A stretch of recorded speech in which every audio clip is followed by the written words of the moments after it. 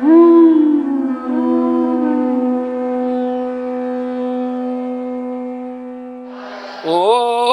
नमो भगवते वासुदेवाय।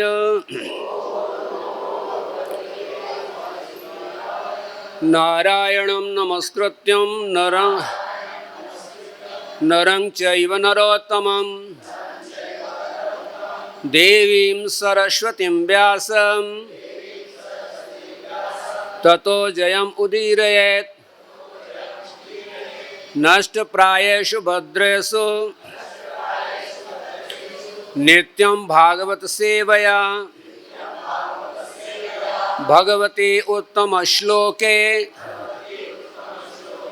भक्तिर्भवति नैष्ठकीम्। सच्चिदानंद रूपाय विश्वोत्पत्त्यादि हेतवे तापत्रय विनाशाय श्रीकृष्णाय वयं नुमः। हरे कृष्णा कृष्णा कृष्णा हरे हरे,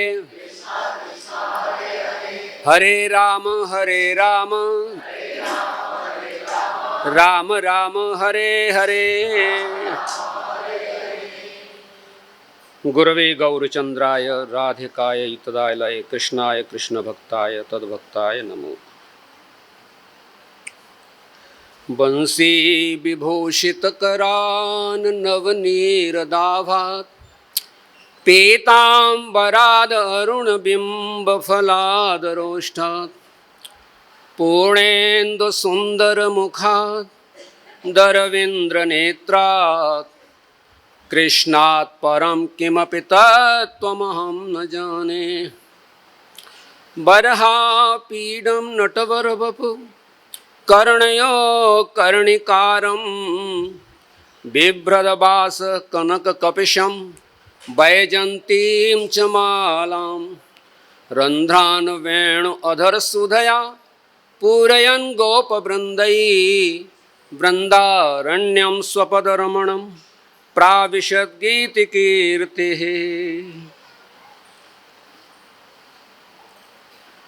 हरे कृष्णा। तो आप सभी का इस दैनिक श्रीमद् भागवतम कक्षा में आप सभी का हार्दिक स्वागत है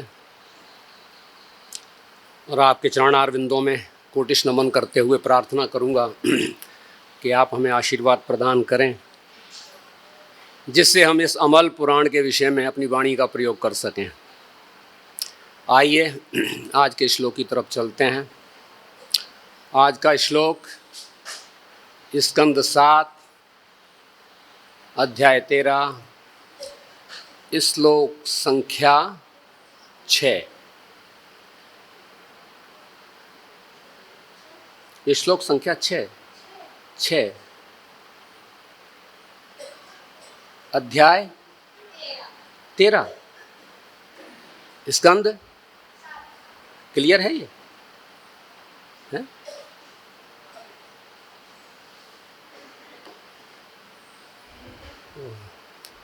पाठांतर कुछ है?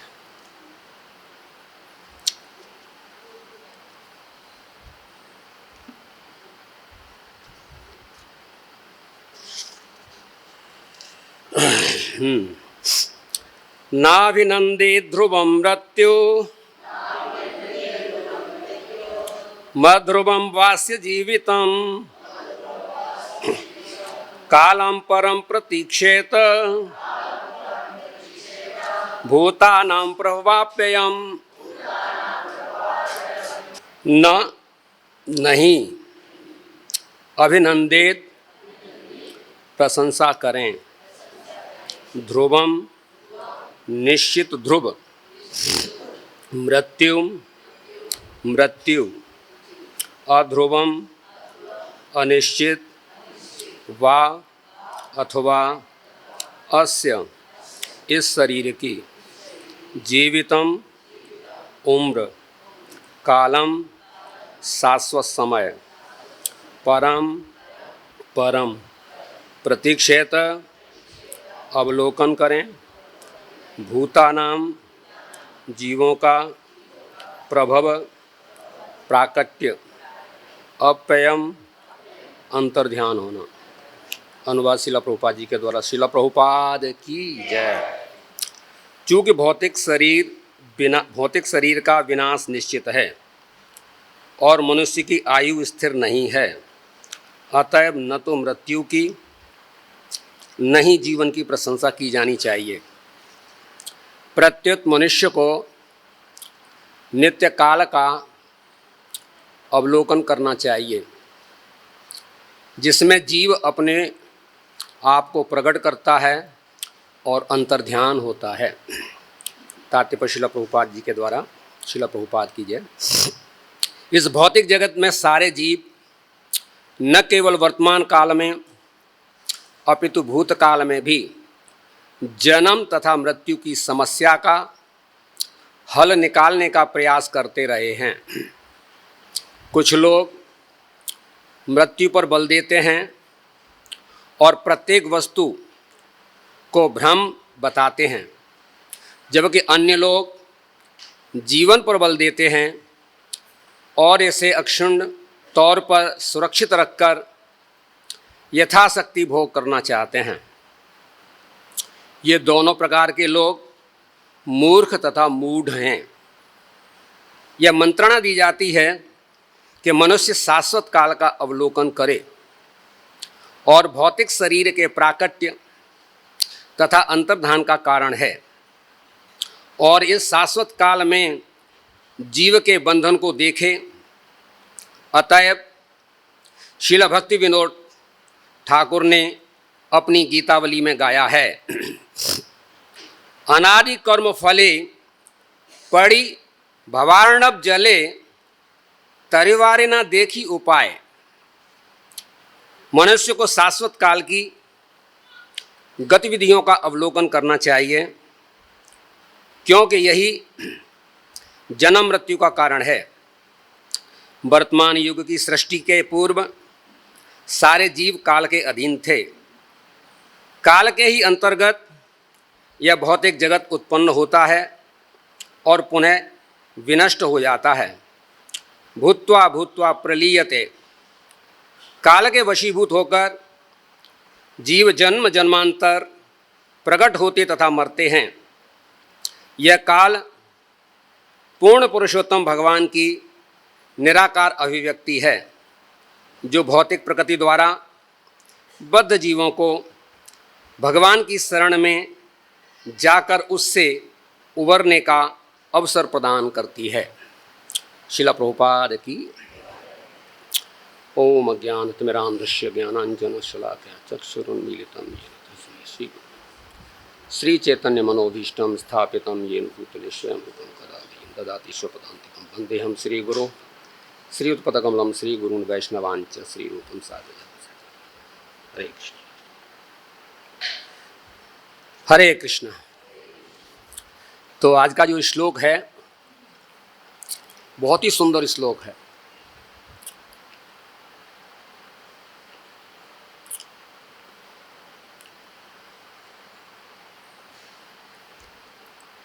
राष्ट्रीय यज्ञ में युधिष्ठिर महाराज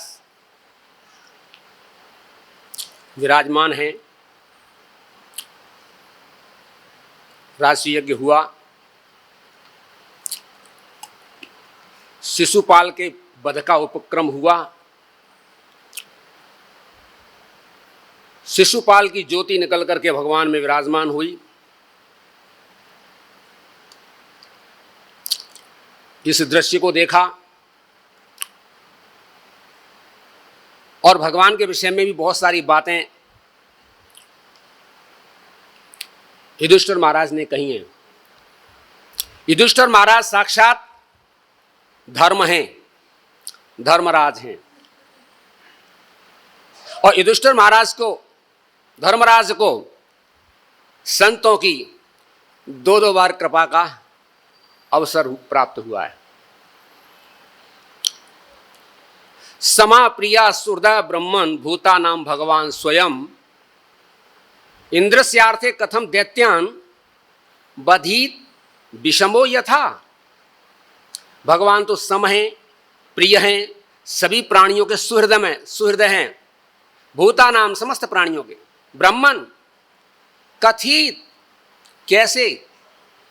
इंद्रस्यार्थे, इंद्र का पक्ष लेते हुए दिखाई दे करके असुरों का वध विषम अवस्था में करते हुए नजर आते हैं। भगवान हर अवस्था में सम हैं। और इतनी सुंदर युक्तियों का यहां पर वर्णन हुआ है।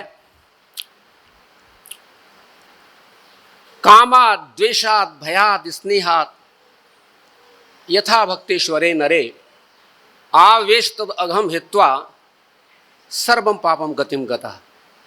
गोप्या कामाद भयाद कंसु द्वेषाद चैद्यादेव नृप संबंधाद वृष्णया स्नेहाद एवं भक्तिया वयम विभो। भगवान के विषय में जो व्यक्ति जान जाए, समझ जाए, और मानव जीवन में ही समझना है, और कोई दूसरा जीवन तो उपलब्ध है नहीं है, मानव जीवन ही है। मानव जीवन के ऊपर बहुत बड़ी जिम्मेदारी है।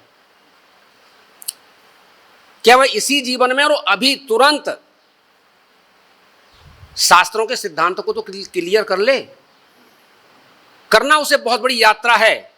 और आप चौराहे पर पड़े हुए हो, और चौराहे पर भी खड़े होकर के ये विचार कर रहे हो कि मुझे कौन से मार्ग से जाना है, मुझे कौन से मार्ग से जाना है, तो बहुत दुर्गति को प्राप्त हो गए। हमारे पास निर्णित होना चाहिए था कि हमें इसी मार्ग पर जाना है। हम कैसे निर्णय कर पाते क्या मुझे इसी मार्ग पर जाना है? चौराहे पर खड़े हैं, मुझे किस मार्ग पर जाना है? ये मार्ग भी बहुत बढ़िया है, अरे कितनी चौड़ी सुंदर रोड है, हमें इस पे जाना चाहिए, इस पे जाना। कैसे निर्णय कर पाते? इसके लिए एक विशेष बात आ जाती है। व्यक्ति के वश में नहीं है निर्णय कर पाना, मनुष्य के वश में नहीं है निर्णय कर पाना कि मैं कौन से मार्ग पर चलूं। तो फिर किसके बस में होगा?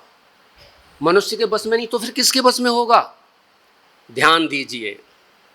सर्वथा संसार की व्याधाओं को, परिस्थितियों को, संसार की जलन को देखता सुनता हुआ एक बार ये तो स्फुरण आ जाना चाहिए था ना कि मैं दुखी क्यों हो रहा हूं, इसके पीछे कारण क्या है।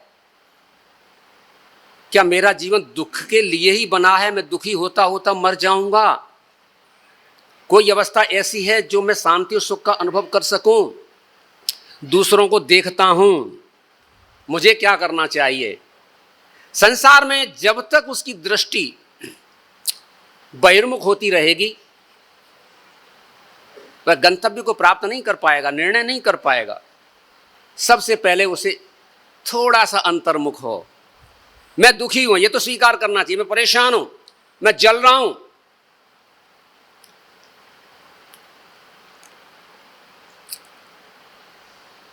भवार्णव में संसार के इस भव समुद्र में जल रहा हूं, मैं कब तक जलता रहूंगा? ऐसा विचार करके थोड़ा सा अंतर्मुख तो हो जाओ, थोड़ा सा नमस्कार तो करो, थोड़ा सा झुको तो सही कि तुम्हें कोई ड्राइव कर रहा है, तुम कुछ अलग वस्तु हो, तुम जो सोच रहे हो वस्तु नहीं हो।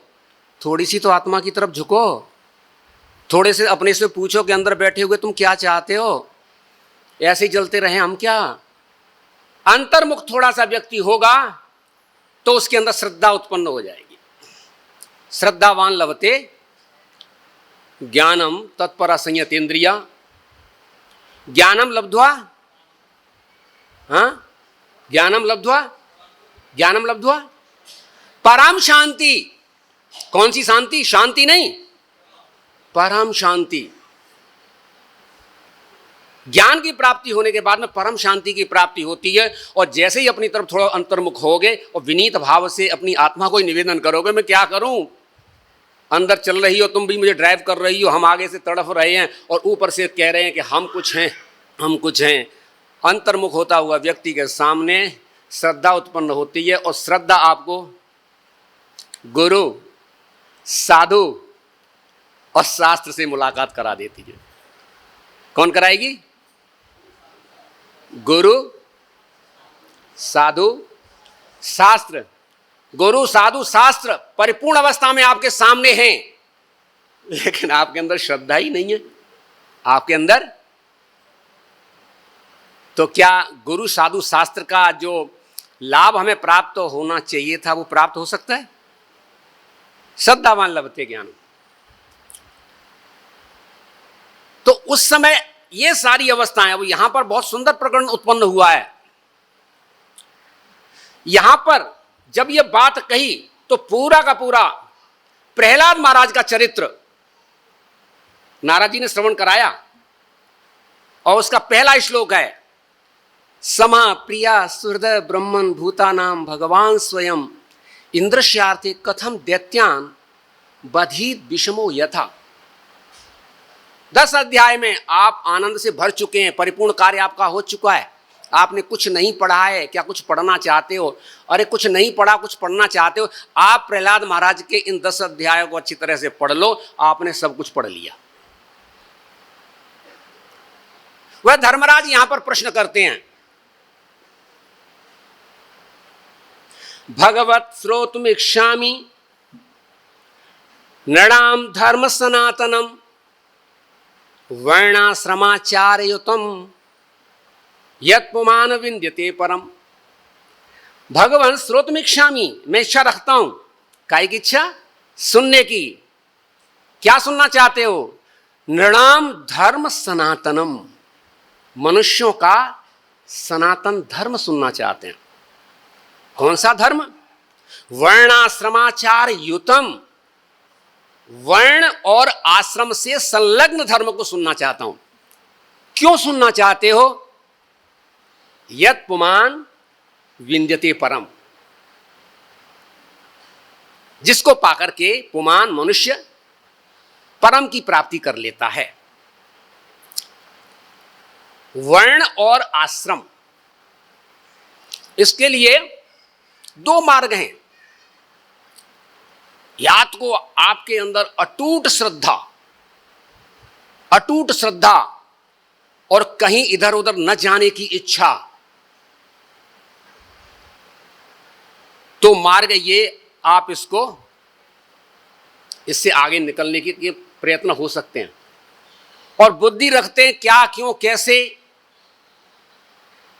बुद्धि का प्रयोग भी है, बुद्धि का विलास भी करना चाहते हैं। हमने कुछ समझा है, हम कुछ समझ रहे हैं, ऐसी बुद्धि रखना चाहते हैं, तो फिर इस मार्ग को अपनाना ही पड़ेगा। धर्म सनातनम, धर्म सनातनम, सनातन धर्म। धर्म कौन सा? सनातन, अनब्रेकेबल, जिसकी तेल की धारा कभी टूटे ना, निरंतर बहने वाली बात। धर्म किसको कहते हैं?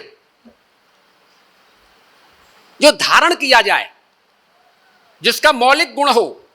जीव का मौलिक गुण, वस्तु का मौलिक गुण, अग्नि का मौलिक गुण दाह का शक्ति और प्रकाश। अग्नि का मौलिक गुण क्या है? जलाना और प्रकाश प्रदान करना। मनुष्य का मौलिक गुण क्या है? जीवेर स्वरूप होय कृष्णेर।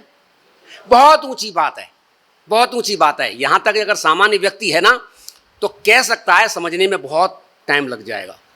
जीवेर स्वरूप होय कृष्णेर नित्य दास तक पहुंचने के लिए आपको इन सारी सीढ़ियों से निकल करके आप पहुंच सकते हैं, अनायास नहीं है। जीवेर स्वरूप होय कृष्णेर नित्य दास, ये तो हम समझ गए, गाने लग गए, लेकिन नीचे जो भरा हुआ है उसकी सफाई नहीं कर पाए तो वो धारण करने में बड़ा मुश्किल हो जाएगा। नीचे की जो खदबदाहट है ना, नीचे का जो उबलने का तरीका है, या नीचे जो मरा हुआ पशु पड़ा हुआ है ना तालाब में, कूप में, जो स्वान कुत्ता मरा हुआ पड़ा हुआ, ऊपर से तुम कितना भी सेंट छिड़कते रहना, लेकिन वो अपनी गंध को छोड़ेगा नहीं।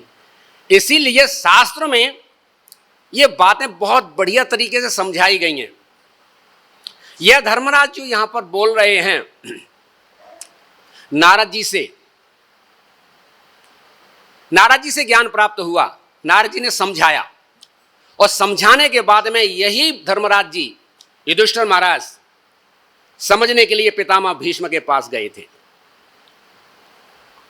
पितामह भीष्म के पास जाकर के खड़े हो गए, आंखों में आंसू थे। मेरे कारण इतने लोग मारे गए, युधिष्ठिर ना होता तो इस महाभारत का कलंक मुझ पर नहीं लगता। अगर मैं था ना इसलिए तो मैं लड़ा, नहीं मैं नहीं होता रहा तो मुझे क्यों होता। ये व्यथा थी। खूब समझाया, भगवान ने खूब समझाया, परमात्मा ने खूब समझाया, कृष्ण ने खूब समझाया, लेकिन आप कह तो रहे हो, मैं संतुष्ट नहीं हो पा रहा हूं। भगवान भी सोचते हैं बड़े चतुर हैं ये, इनकी चतुराई को तो बस कहना ही क्या है। आज धर्मात्मा को महात्मा से उपदेश दिलाएंगे, और यही विषय लेकर के जब पहुंचे युद्ध क्षेत्र में, नमस्कार किया, केशव पैरों के तरफ खड़े हुए हैं, दाएं बाएं स्त्री और पांडव खड़े हुए हैं। पितामह ने जैसे ही दृष्टि खोली कृष्ण पर पड़ी, और पढ़ने के साथ में मुंह से निकल गया, केशव मैं जानता था तुम जरूर आओगे, तुम जरूर आओगे, आ गए तुम आ गए। पितामह पांडव भी आए, हाँ पांडव भी आए, देखा पितामह कुल बधुएं भी आई, अच्छा, दोनों तरफ देख करके संतुष्ट हुए, ध्यान लगाए। पितामह आज युधिष्ठिर आपसे कुछ पूछना चाहते हैं, कुछ जानना चाहते हैं। राज्य प्राप्त हुआ, इस राज्य को कैसे चलाएंगे, प्रजा का संरक्षण कैसे करेंगे, किस प्रकार कर्म को करते हुए इस कर्म के दलदल से कैसे निकलेंगे, करना तो पड़ेगा। नियतम कुरु कर्म तुम कर्म जायो ही अकर्मण शरीर यात्रा पिचते न प्रसिद्ध्येत अकर्मणा। दो हाथ दिए हैं, दो पैर दिए हैं, पूछो पूरा का पूरा पंच समूह दे दिया है, सब कुछ कार्य करने के लिए, सुनने की, देखने की, खाने की, छूने की सारी क्षमताएं दे दी हैं, और ऊपर से बोल दो नहीं कुछ नहीं करोगे। संभव कैसे हो सकता है? अगर कुछ नहीं करोगे यही कहलवाना चाहते थे तो इस तरह का बनाया क्यों था आपने? अच्छा, भगवान कहते कुछ करो, बहुत कुछ करो, लेकिन अपना बचाव कर लो, बच जाओ इस अग्नि से, करते हुए भी अग्नि से बच जाओ। ये भगवान ने शिक्षा दी भगवत गीता में।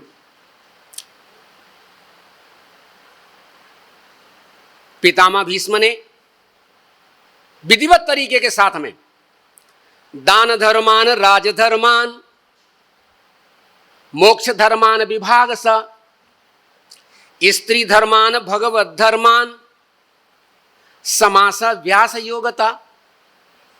समय तो सीमित था, तो दान धर्म क्या है, राजधर्म क्या है, भगवत धर्म क्या है, स्त्री धर्म क्या है, सबका समास कहीं पर संक्षेप में वर्णन किया तो कहीं विस्तार से वर्णन किया। इस संसार में वर्णाश्रम के विषय में जानना बहुत जरूरी है, और ध्यान दीजिए वर्णाश्रम के विषय में जानना भी जरूरी है। शास्त्रों में हम पढ़ते भी हैं, वर्ण और आश्रम, ब्राह्मण क्षत्रिय वैश्य और शूद्र, वर्ण ब्रह्मचारी गृहस्थ वानप्रस्थ और सन्यासी, आश्रम यत् पुमान विंद्यते परम, इस वर्णाश्रम से परम की प्राप्ति होती है। 4 वर्ण और 4 आश्रम से परम की प्राप्ति हो, कौन सी विधि है? विधि यह है कि प्रत्येक व्यक्ति का अपना स्तर, अपनी मानसिक चेतना का स्तर अलग अलग है। नाहम निंदे नतस्तोमी स्वभाव विषमम जनम, मैं किसी की निंदा नहीं करता, मैं किसी की स्तुति नहीं करता। क्यों नहीं करते? निंदा करने वाले की तो निंदा करो ना, स्तुति करने वाले की स्तुति तो करो। नहीं, मैं नहीं करता। नाहम निंदे नतस्तोमी स्वभाव विषमम जनम एतेषाम श्रेय आशा से औत्काम्यम महात्मनि, मैं सबसे अपनी नजरों को हटा करके अपनी आत्मा में रमण करता हूं, मस्त रहता हूं, बहुत रस पीता हूं। तुम निंदा स्तुति क्यों नहीं करते? निंदा स्तुति इसलिए नहीं करते कि प्रकृति के 3 गुण सतोगुण, रजोगुण और सतोगुण से कैसी आशाएं की जाती हैं? ज्ञान और सुख की। सतोगुण की आशाएं, सतोगुण क्या देता है? ज्ञान और सुख। रजोगुण क्लेश और परिश्रम। क्लेश और तमोगुण मूढ़ता, निद्रा, आलस्य, प्रमाद।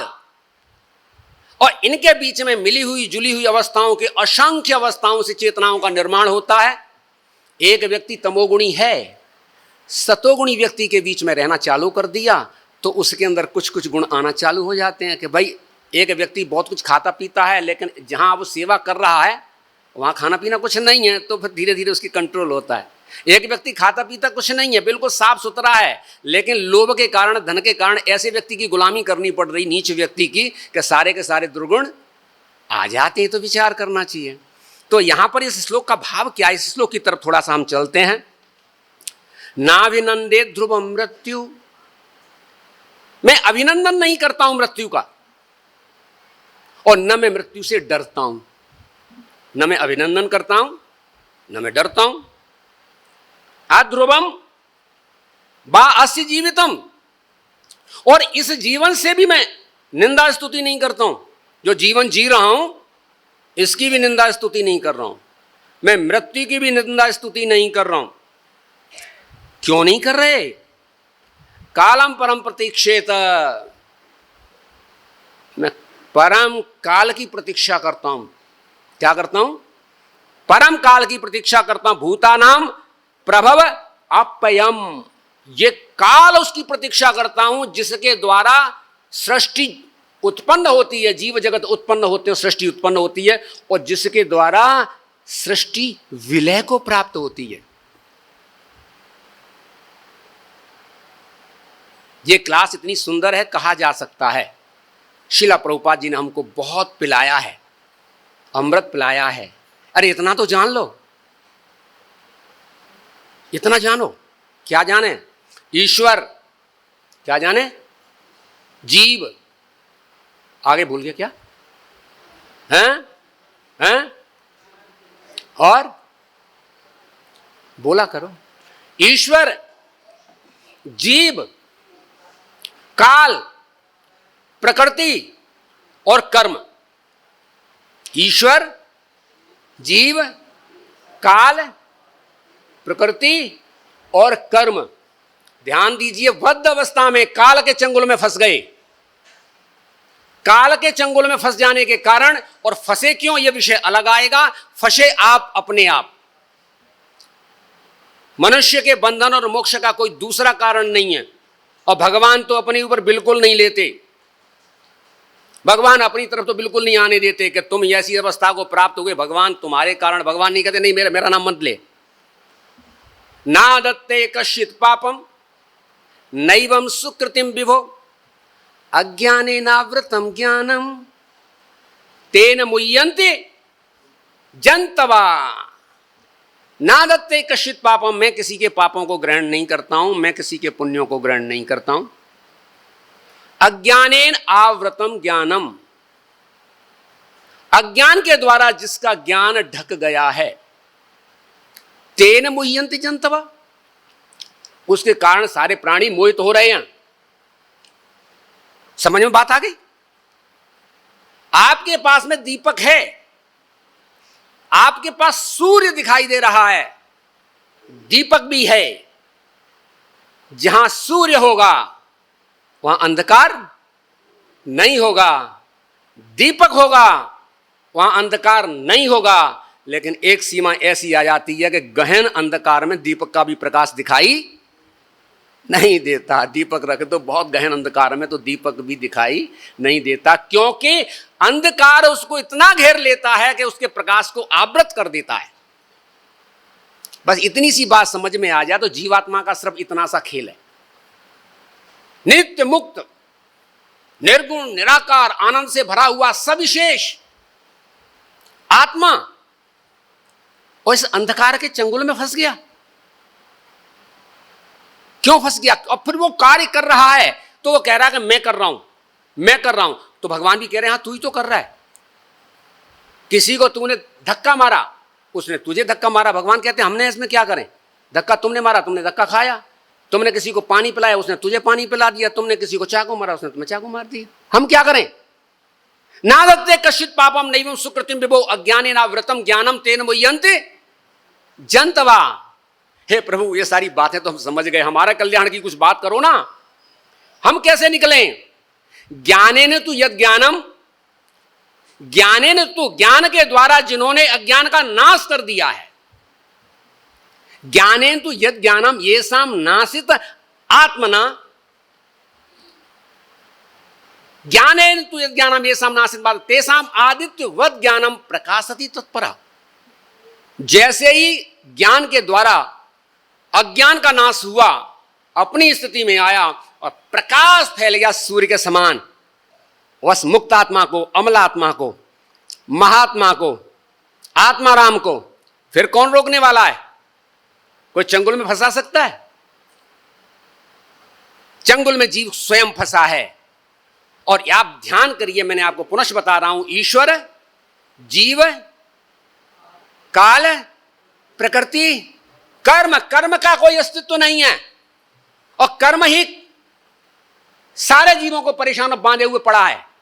जैसे ज्ञान उत्पन्न होता है, कर्म थरथरा करके कप जाता है, निकल जाता है।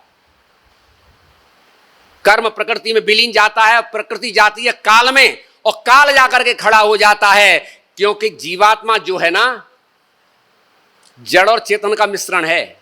जड़ और चेतन है ना, तटस्थता है, विभिन्नांश है। तो वह जो फंस गया है, उसका जो जड़ तत्व है, ज्ञान उत्पन्न होने पर वो जड़ तत्व विलीन हो जाता है। इसलिए संसार में 5 वस्तुएं कहीं दिखाई नहीं देती हैं। ज्ञानियों के लिए, अज्ञानियों के लिए होती हैं। वस्तुतः 2 ही हैं। अब ज्ञान की अवस्थाएं बहुत ऊपर जाती हैं।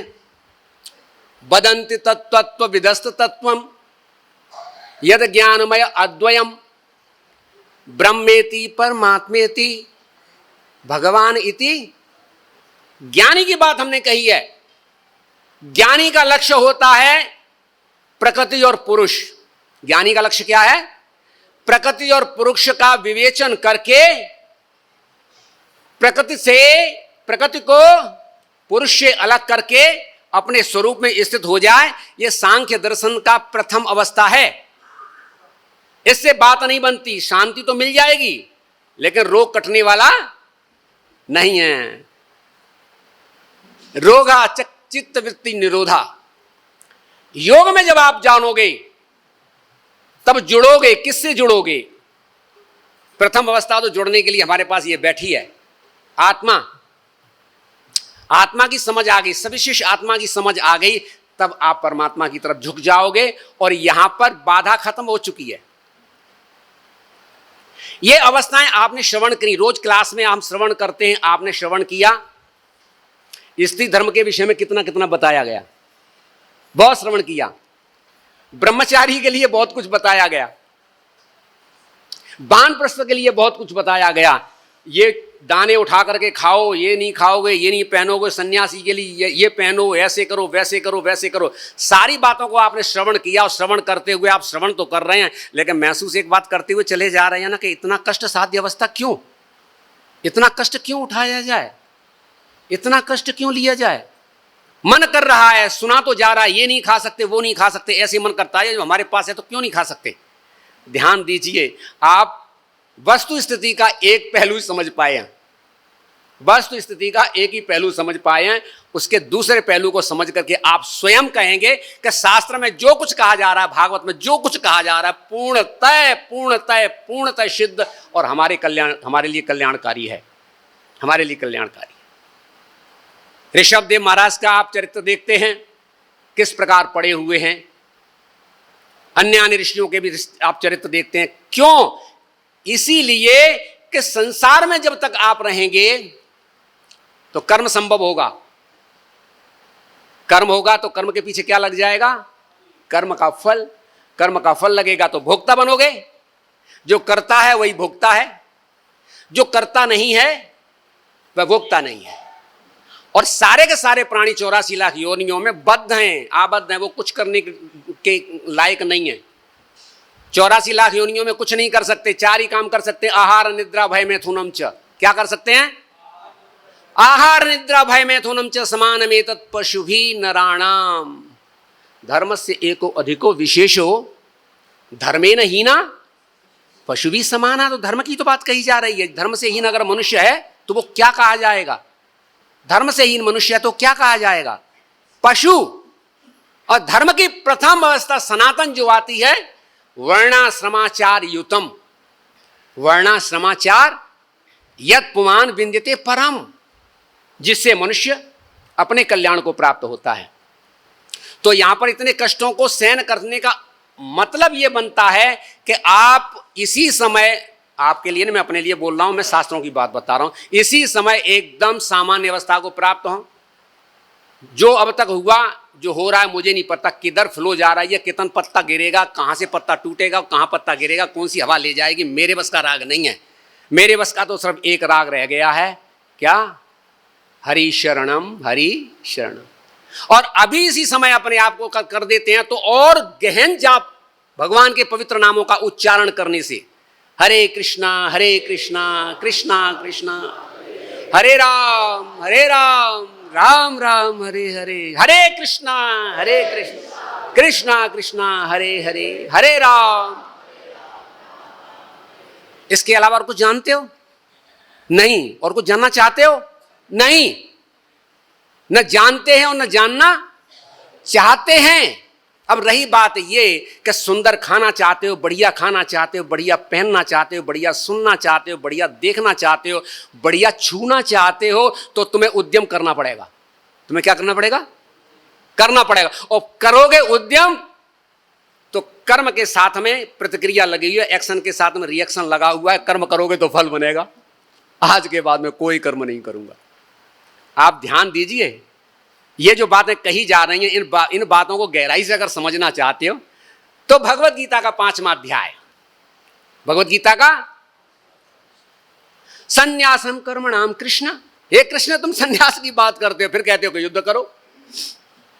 पुनर्योगम च संससी यश्रेय योरेकम तन्मे ब्रूहि सुनिश्चितम। इसमें मेरे लिए कल्याणकारी कार्य हो वो मुझे बताओ। बड़ा सुंदर विवेचन हुआ है। इस अध्याय को समझने के बाद में जो ये श्लोक का भाव है पूर्णतः स्पष्ट हो जाता है। सन्यासी लोगों वर्ण और आश्रम में सबसे अच्छी उत्तम अवस्था जो पहुंच चुकी है वो सन्यासी की है। वानप्रस्थी की देखो कितनी अवस्था, कितना कठिन परिश्रम है। सन्यास का अर्थ यह होता है कि जीवन की किसी भी प्रकार से इस शरीर अथवा इस मस्तिष्क को अथवा अंतःकरण पर के द्वारा, न तो शरीर के स्तर पर न अंतःकरण के स्तर पर और न अस्तित्व के स्तर पर मैं किसी पर अवलंबित नहीं होऊंगा। न तो अपने अस्तित्व, अहम, अस्मिता, मैं, पुरुष, आत्मा, कर्ता, इस प्रकार के भावों को डुबोता हुआ मैं किसी पर अवलंबित, मन, बुद्धि, चित्त, अहंकार के द्वारा मैं किसी पर अवलंबित, शरीर की इंद्रियां और पंच महाभूतों के द्वारा भी मैं किसी पर अवलंबित। जिसने ये दिया है वह स्वयं संभाले। मुझे भूख लगेगी, अगर हाथ ये कहेंगे कि दर्द पेट में हो रहा है, कुछ चाहिए, कुछ दिखाई देगा तो डाल दूंगा, और नहीं दिखाई दे रहा है तो तू जानो तेरा काम जान। पीछे पीछे हरि फिरें, कहूं भूखे नहीं सो जाएं, फिर तो चिंता उसको करनी पड़ती है। और जिस समय आप इस अवस्था की कष्ट साध्य अवस्था अवश्य प्राप्त होती है, इस अवस्था के बाद में जब आपका मन और चित्त भगवान के पवित्र नामों में लगा हुआ है तो उस समय ये छोटी मोटी अवस्था ये महसूस ही नहीं है। कभी कोई आपको इतना प्राप्त होगा, और अगर बेईमानी से आपने इसको लेना कर दिया तो वहीं पर रुकावट पैदा हो जाएगी। आपके सामने आ गई खीर बड़ी स्वादिष्ट लगी तो 2 दोने और फालतू पी लिए। अब ये खीर प्रसाद नहीं रह सकता, ये भोग बन गया। किसी भी चीज में आसक्ति होने पर भोग की प्राप्ति हो जाती है। तो क्या होता है, इस अवस्था की प्राप्ति को करने के लिए आनंद इसको बखेरा गया। इसी भाव का आनंद लिया जड़ भरत महाराज ने। जड़ भरत महाराज जानते थे संसार में सफल होगे, संसार में अगर बुद्धिमान बनोगे ना तो फिर हमें हिरण बनना पड़ेगा। इसीलिए बिल्कुल मूढ़ अवस्था में संसार में छुपने के लिए सबसे बढ़िया तरीका यह है मौन। क्या कर दो, वाणी से मौन, क्रिया से मौन, हर अवस्था से मौन, और उसके बाद में अंदर से परम चैतन्य, अंदर से परम चैतन्य, और बाहर से देख करके आदमी घृणा कर जाए तुमसे, अरे वो पड़ा हुआ है, अरे गंदा पड़ा हुआ है, अरे उसके पास क्या जाओगे, अरे उससे मत बात करो। आपको कितना ठाकुर जी बचा रहे हैं, आपके भजन में कोई बाधा डालने वाला नहीं है। और बाहर से अगर आप बहुत कुशल बनने की कोशिश करोगे, अंदर कुछ नहीं है, तो सारे जीवन तड़पते तड़पते मर जाएंगे, हम कुछ नहीं कर पाएंगे। यस्यास्ति भक्ति भगवत्य किंचना सर्वै गुणैस्तत्र समासते शुरा हराव भक्तस्य कुतो महद गुणा मनोरथे नासति धावतो वही। यस्यास्ति भक्ति भगवत्य किंचना, भगवान के लिए निष्किंचन भक्ति है, उसका घाटा कौन सा हो गया है, उसे कौन सी हानि हो गई है, उसने कौन सा लाभ प्राप्त कर लिया जो संसार में सफल कह रहा है अपने आप को, मेरे पास ये है वो है। वह दर दर की ठोकरें खा करके धन के पीछे दौड़ता रहेगा, पुनरपि वो जन्म मृत्यु के चक्र में चला जाएगा। सकल भुवन मध्य निर्धनास्ते धन्या, सकल भुवन मध्य निर्धनास्ते धन्या निवसति हृदय शाम श्री हरेर भक्ति का। वह निर्धन बहुत बड़े भाग्यशाली हैं जिनके हृदय में भगवान की एकांकी भक्ति निवास करती है। सकल भुवन मध्य निर्धनास्ते धन्या निवसति हृदय शाम श्री हरेर भक्ति रेखा हरेरपि निज लोकम सर्वथा तो विहाय। भगवान अपने वैकुंठ को छोड़ करके उसके हृदय में जाकर के निवास करते हैं। भगवान के विस्तार के विषय में, भगवान के विस्तार के विषय में बुद्धि और मन की सीमा नहीं है। वह भगवान उस भक्त के हृदय में विराजमान हो जाते हैं। अहम भक्त पराधीनो, भगवान बोलते हैं हे स्वतंत्र तुझा ये ब्राह्मण, ये भक्त मेरे, ये स्वतंत्र है, जो जैसा करें वैसा हमें नाचना पड़ता है। तो ये संबंध भगवान के साथ है। कुल मिलाकर के बात का सार यहां पर यह है कि नाभिनंदित मृत्यु नाम की कोई वस्तु नहीं है, जीवन नाम की कोई वस्तु नहीं है। वस्तु है तो काल है आपके लिए। क्या वस्तु है? काल है। आप ध्यान दीजिए, आप स्वप्न देखते हैं, जो जीवन जिया जा रहा है अभी आपके सामने, हमारे सामने तीन अवस्थाओं में प्राप्त होता है, जागृत अवस्था में, स्वप्न अवस्था में और सुषुप्ति अवस्था में। यह जो पुरुष बैठा हुआ है ना, जिसने मान लिया ये मेरा शरीर है, वह क्या भाव करता है कि सो गया हूं। सोने पर उसके पंच महाभूत और इंद्रियां शांत होती हैं, लय को प्राप्त हो जाती हैं। और सोता हुआ लय को प्राप्त हो रहा है, लेकिन चेतना क्रियाशील हो रही है, उस समय अवस्था प्राप्त होती है स्वप्न की। कौन सी अवस्था? स्वप्न की। शरीर पड़ा हुआ है लेकिन चेतना क्रियाशील है, स्वप्न की अवस्था। शरीर भी उठा हुआ है, चेतना भी उठी हुई है और अहम भी उठा हुआ है, यह जागृत अवस्था है। और सारी की सारी अवस्था मिथ्या है और ये हमको स्वीकार करनी पड़ेंगी, जन्म जन्मांतर तक स्वीकार करनी पड़ेंगी। अगर निकलना चाहते हो तो यह है साधन धाम मोक्ष कर द्वारा, यही एक मार्ग है। इसीलिए इस मार्ग का हम अवलंबन करें, स्वागत करें। और ये जो बातें यहां बताई गई, कालम प्रतीक्षण, काल की प्रतीक्षा करें। नारद जी दासी पुत्र थे, वह नारद जी अपना बताते हैं कि मैंने कैसे प्रतीक्षा करी है, मैंने काल की कैसे प्रतीक्षा करी है। बताया नारद जी ने, व्यासदेव को बताया। एवं कृष्णमतेर ब्रह्मन न सत्यस्यामलात्मनम काल प्रादुर्भूत काले तड़ित सौदामिनी यथा। मैं क्या कर रहा था? भगवान के पवित्र नामों का उच्चारण कर रहा था। हरे कृष्णा कृष्णा हरे हरे, हरे राम राम राम। नामानि अनंतस्य, अनंत के नामों का मैं उच्चारण कर रहा था। नामानि अनंतस्य हतत्रिपा पठन गुह्यान भद्रान कृतान संस्मरण गाम पर्यटन तुष्ट मना गतस्प्रहा कालम प्रतीक्षण। मैं क्या कर रहा था? कालम प्रतीक्षण। कैसे कर रहा था? विमद विमत्सरा। मेरे अंदर कोई मद नहीं था, कोई मत्सर नहीं था। शरीर जिसने दिया था वही विश्राम कराएगा। काल के द्वारा शरीर प्राप्त हुआ है, काल विश्राम कराएगा। मुझे न तो इसको विश्राम कराने की जरूरत है, न कोई जरूरत नहीं। भूखा है तो सामने कुछ होगा तो डाल दिया जाएगा, और उसमें कोई प्रयत्न नहीं। यहां तक कि किसी का रखा हुआ है सन्यासी के, में आपने बताया सिलोक्षण की क्रिया है, बहुत सारी क्रियाओं का वर्णन किया गया है। यहां तक ऋत अमृत प्रमत्त क्रियाएं जो बताई गई हैं उसमें यही है कि यद्राक्षालाभ संतुष्ट द्वंद्वातीतो विमत्सर समसिद्धाव सिद्धोच कृत्वापि न निबध्यते। भक्ति के अंतर्गत आप प्रोग्रेस कर चुके हैं, भक्ति को जान चुके हैं, तो मेरे प्यारे सब कुछ करिए, सब कुछ करिए, बढ़िया करिए, लेकिन सब कुछ करते हुए भी मुक्त रहिए कि मैं कुछ नहीं कर रहा हूं, मैं तो प्रभु की सेवा कर रहा हूं। सभी वस्तुओं का उपयोग करिए, खूब करिए, बड़े ऊंचे स्तर पर करिए। जैसे जैसे संसार के लोग सक्ता कर्मण्य अविद्वांशो, अविद्वान लोग जो संसार के महामहिम बनकर के बैठे हुए हैं उनसे ऊपर करिए। सक्ता कर्मण्य अविद्वांसो यथा कुर्वन्ति भारता। हे भारत, जिस प्रकार जो आसक्त होकर के जो अज्ञानी जन कार्य करते हैं, सक्ता कर्मण्य अविद्वांसो यथा कुर्वन्ति भारत कुर्याय विद्वांस तथा शक्त। विद्वान जन भी वैसे ही कार्य करें, मसक्त आसक्त होकर के कर्म नहीं करेंगे।